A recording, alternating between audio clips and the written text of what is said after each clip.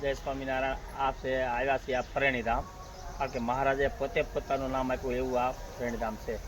સ્વામિનારાયણ મહામંત્રનો જયઘોષ કર્યો એ સ્વામિનારાયણ ધામ છે. 250 વીઘા મંદિર ખાતે જમીન છે. બોર્ડમાં સર્વ વાંચી લેજો. બધું સારું. આ બધા ઝાડ, પ્રસાદીનો વડલો, ફરેણી મહામંત્ર માંથી દીક્ષા અને મહામંત્ર પ્રારંભ કર્યો. અહીંથી ભગવાન સ્વામિનારાયણ ભગવાને સંતોને દીક્ષા આપવાનું સ્ટાર્ટ કર્યું હતું. આવા વાવમાં કેટલા સંતોએ સ્નાન કરેલ છે. રામાનંદ સ્વામી, સ્વામિનારાયણ ભગવાન, મુક્તાનંદ સ્વામી, રામદાસભાઈ, ગુણાતીતાનંદ સ્વામી વગેરે નંદ સંતોએ આ વાવમાં સ્નાન કરેલું છે અનેક વખત. આ એ છે પ્રસાદીની વાવ.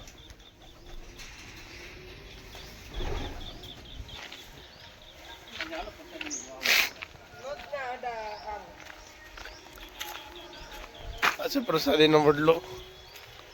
આ પણ છે, વાંચી લેજો.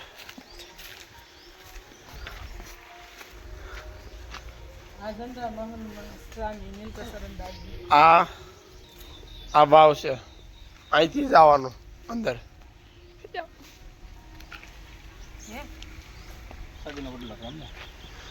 એટલે આ છે પ્રસાદીનો વડલો, બહુ જૂનો વડલો છે.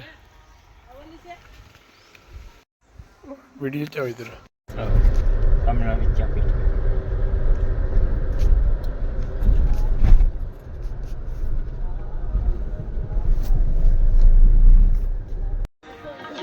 ફરેણી ધામ પીપળાણા વાળા સંચાલિત શાખા.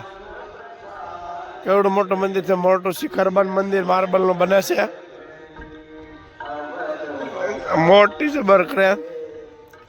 કેટલા હરિભક્તો છે અહીંયા.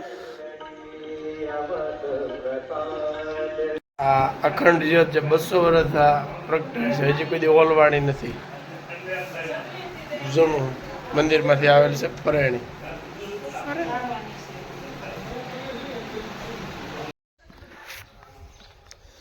અત્યારે મેં ફરેણી થઈ. ફરેણીમાં જેતપુર સંચાલિત દ્વારા મંદિર જોયું. પછી એક બીજું મંદિર આખું જોયું, અખંડ જ્યોત જોઈ. મંદિરની અંદર હવેલીના દર્શન કર્યા. જ્યાં રામાનંદ સ્વામીએ જીનમાં ત્યાંથી નામ કઈ રીતે પાડ્યું એ બધું જોયું.